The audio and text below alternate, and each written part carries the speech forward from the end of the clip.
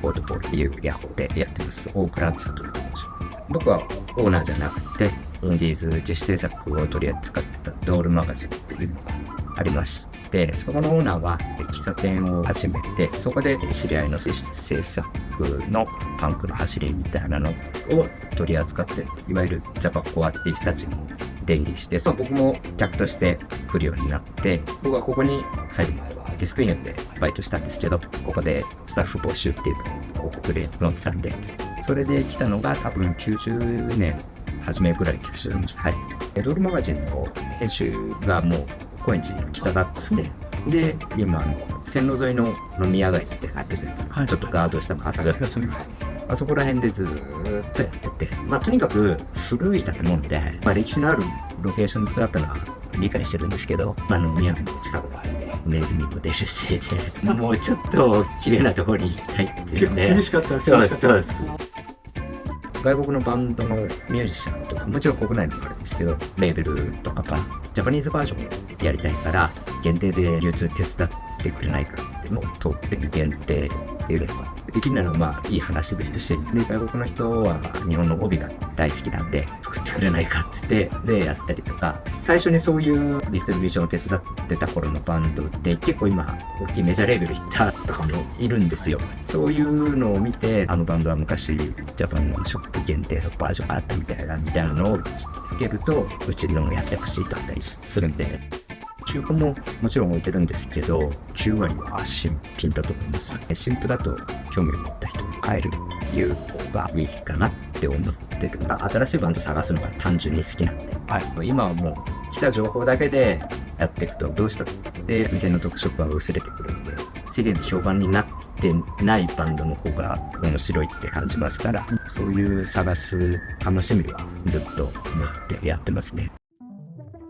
ヘビーメタルとかハードロックってこの様式があって、邪道が許されないみたいなのが70年代から80年代ぐらいなんです。外国の人がだんだん非英語圏の音楽に興味あるじゃないですか。で、こういうところも中南米層が厚いんで、北欧でスキャンダラスな、映画にもなったノルウェーのブラックメタルの、ああいう人たち、英語じゃない非英語圏のやってる音楽もやっぱ地域の特色があるじゃないですか。もう定着はしてると思います。それはパンクでも結構アンダーグラウンドレベルでは DIY で招待してツアーオーガナイズしたりとかも結構やってますんで、最近入ったのはネパールのブラックメタルで再発とかウブラカルマっていうのなんですけど、ネパールの2000年頃の作品を初めて、これ日本のレベル、日本の方が流したんですけど、で昔よりもこんなのが再発になるんだみたいなのが、だいぶこのアンダーグラウンドエクストリームなところでもおられてきたんで、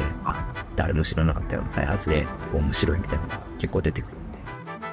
で、もともとすごい好きだったんですよ。で、ライセンスがチェリーレッドなんですよね。で、この業界でチェリーレッドのライセンスって本当難しいから、この再発をしたのがデトロイトの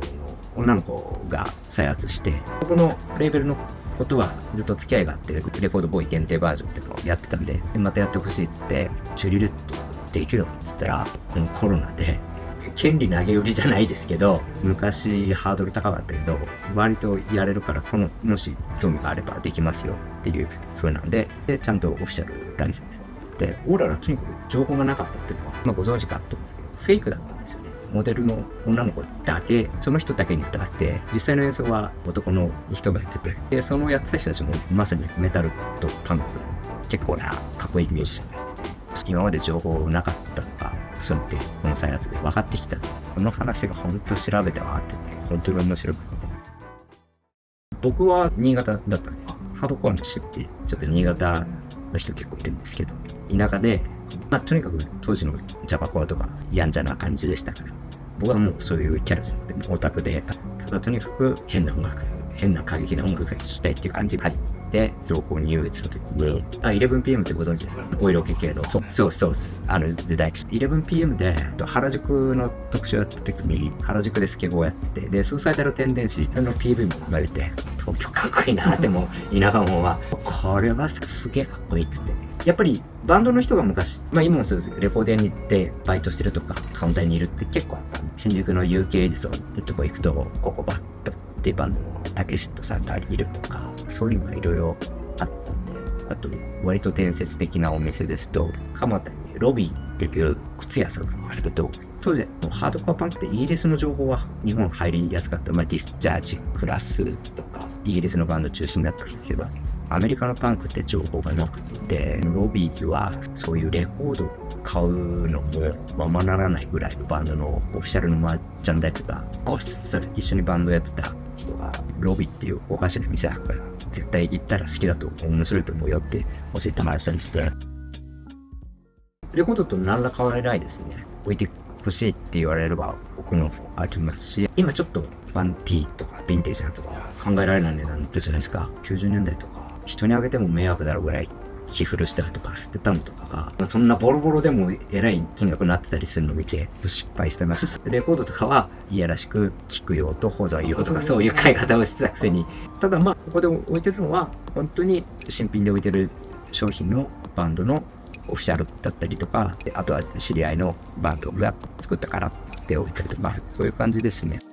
いろいろなクレイジーな人あったんですけど、今も本当にチャット状態でメールする人に、ノルウェーのブラックメタルのメイヘムキングなんですよ。あの時代のスキャンダルするようなバンド同士の抗争で殺人になったりとか、その渦中にいたバンドのシンガーの人が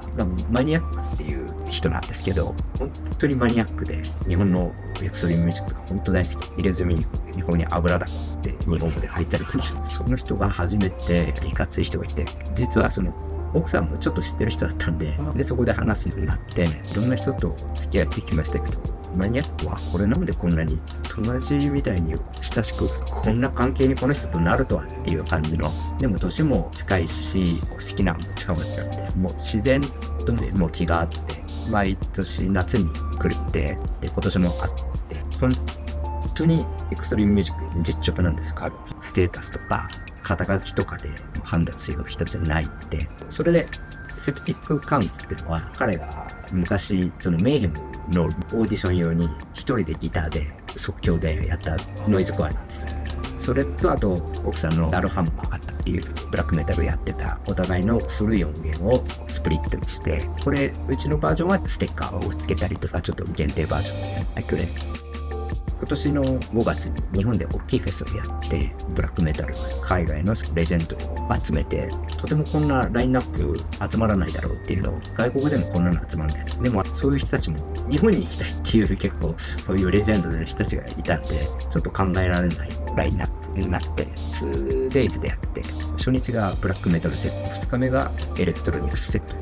でやって、それは本当にこけるかできるのか入国できるのかいろいろあったんですけど、全ていい方向で行って大成功だったんです。本当楽しくて、ぶっちゃけ行くまでは仕事感が強くて楽しめるのかなと思ったら、めちゃくちゃ楽しくて、ちょっと飲んで両日とも遅刻して、別のスタッフの一人、小倉君が一番2日とも遅いって終わられたんですけど、本当楽しかったんです。それはやっぱりニュークリア・ウォーナウっていうレーベルとずっとやり取りしてから、そのレーベルの人から日本でやりたいんだけどって、僕はもうビビりあって、いや俺にそんな器量はないつって、東京でやりたかったんですけど、大阪のセックスメサイアっていうバンドがいて、彼女もなんか相談されてて、東京でできないらじゃあ私やろうかなっていう感じでやって、じゃあちょっと僕も手伝うことしかできないけどっていう、フェス用の輸送とかいろいろ手伝ったりして、あれはちょっと僕の人生の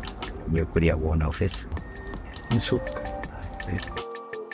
新しい未知のエクストリームな音楽が出てきてほしいんで、若い子も本当に熱心で、俺らの世代より情報処理能力が高いって、彼らのやってる音楽を聞くと全く理解できなかったりするんですけど、それって若い時にモーターヘッド聞いた感覚とはちょっと違うんですけど、未知のものを聞いた時のあれを死ぬまでにもう一回出会いたいなってずっと思ってるんで、未知の考えも及ばなかったエクストリームな音楽、それを実体験するまでにしたいっていうのはあります。